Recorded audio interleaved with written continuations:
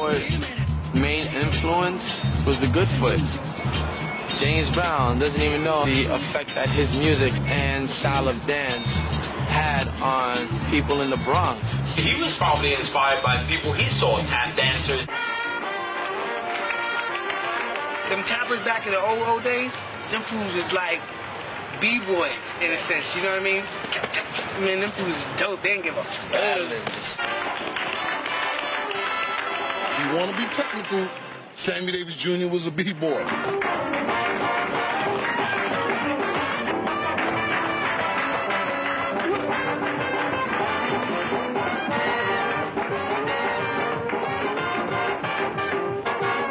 Favorites, no question, other than James Brown's, was they were brothers, the Nicholas brothers.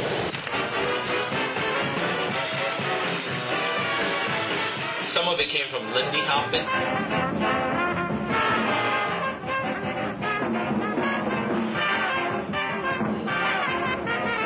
And if you look at Frosty with the backflips, you can see all the Kung Fu influence. Ken Swift told me that the Muggsy, I asked him where'd he get it from, and he said Bruce Lee. Curly from the Harlem Globetrotters put his one hand on the floor and he used to run around bouncing the basketball. I was into gymnastics. I used all my creativity and try to focus it into the dance. Moves that were invented years before that we never saw, like the capoeira moves, somehow ended up in breaking. Capoeira is the art form of fight dance. Breakdance is fight dance, is what it really is. We've never seen capoeira, just like they never saw us dance. It definitely didn't come from another country. It was made up in the Bronx. Nobody really know. It's some old human thing. The feeling to want to get on the ground and spin and dance and really become one with the earth, with the ground. Imagine before concrete, you was breaking and spinning on earth.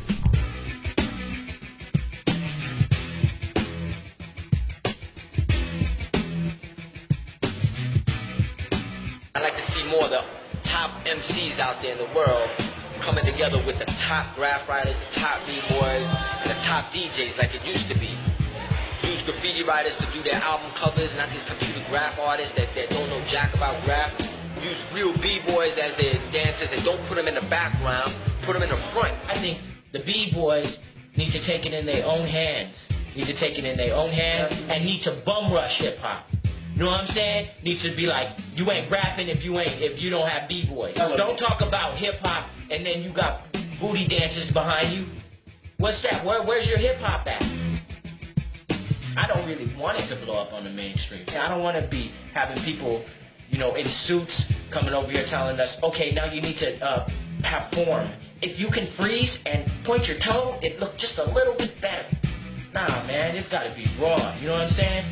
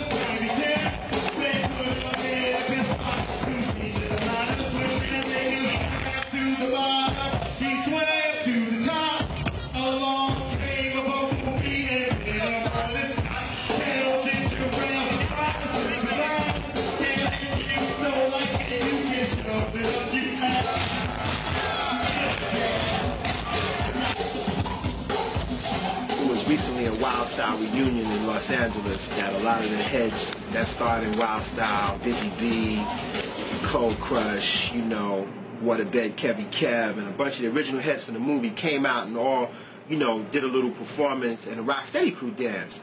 And when the Rocksteady crew went into the audience, it was surrounded by a lot of West Coast breakdancers, black, white, Latino kids from Los Angeles.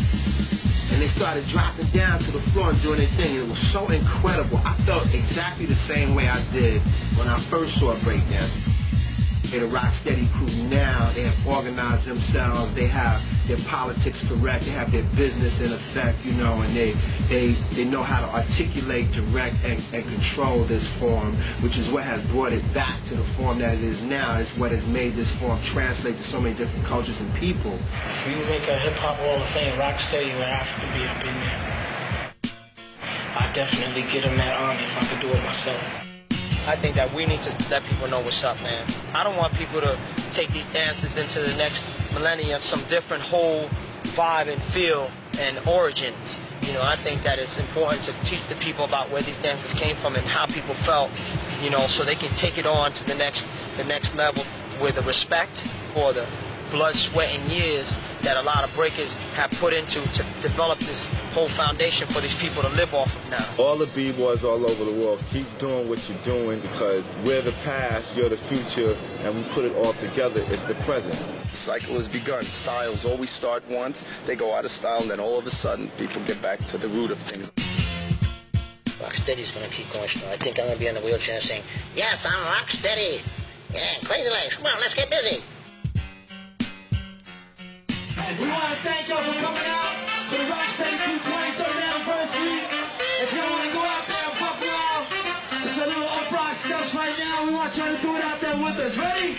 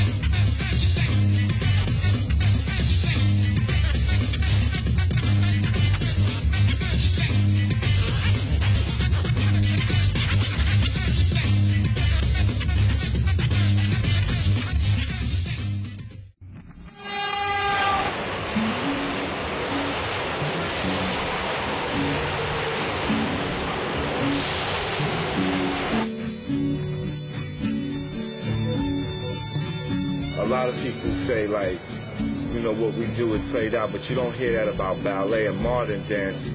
If that was the case, we wouldn't still be doing this. Nobody would still be doing it. If it's recognized by the president and the National Grants Institution for Dance or whatever, they cannot recognize it for the rest of eternity. And as long as kids are still battling and still dancing, to me, that's what's important. We have to eliminate all of these labels and titles and stuff and just see it for what it is, man. We're all creating art in the ghettos, you know what I'm saying? And all over the world now. It's up to us, we the younger generation, because we right now, we are part of a movement. We are part of an underground, young culture movement. I mean, it's not a fact, something that you can't get rid of. I mean, it's always there, and it's always gonna be there. Off the top of the dome, just creating. B-boy is B-boy anywhere you go, any planet in the universe, in the galaxy. I see it as such a part of the culture that those who want to really stay true to the culture, it's always gonna be breakdance.